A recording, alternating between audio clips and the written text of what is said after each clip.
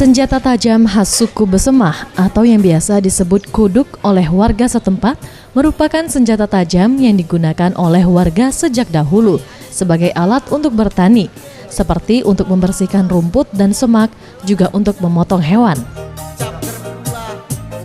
Seiring waktu, dengan banyaknya inovasi peralatan dan mesin pertanian, membuat kuduk sudah jarang digunakan, sehingga membuat industri pembuatan kuduk sudah berkurang.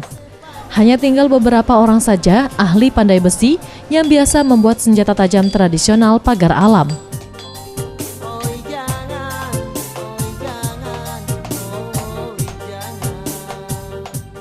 Salah satu keluarga yang masih bertahan membuat senjata tajam ini, yakni keluarga Zulaiman, yang berada di Simpang Asam, Kelurahan Besemah Serasan, Pagar Alam Selatan. Zulaiman, pemilik usaha ini, mengatakan untuk membuat satu kuduk dibutuhkan waktu 1 jam, mulai dari memotong besi, membentuk, hingga siap dipasang gagang.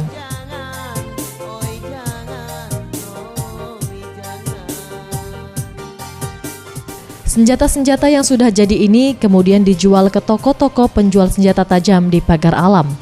Untuk memperindah kuduk, biasa ditambah dengan gagang dan sarung. Di sini ada satu pemilik usaha lagi, yaitu milik Endang. Di sini Endang membuat gagang dan sarung dari kayu, serta memasang anyaman rotan di bagian sarung kayu sebagai ciri khas kuduk Besemah ini. Satu kuduk berukuran kecil dijual seharga Rp40.000, Rp75.000 untuk yang berukuran sedang, dan Rp100.000 untuk yang berukuran besar. Menurut Endang, saat ini tidak banyak yang membeli kuduk untuk digunakan di kebun dan ladang. Beberapa warga membeli kuduk sebagai oleh-oleh dan hiasan di rumah. Ini. Nah, ini oleh karena dibilang kuduk betelor tadi, oleh karena ininya cembung gitu, bulat. Jadi kelihatannya kayak bertelur itu, kayak bertelur kan. Jadi dibilang kuduk bertelur gitu. Zulfikri, Sriwijaya TV.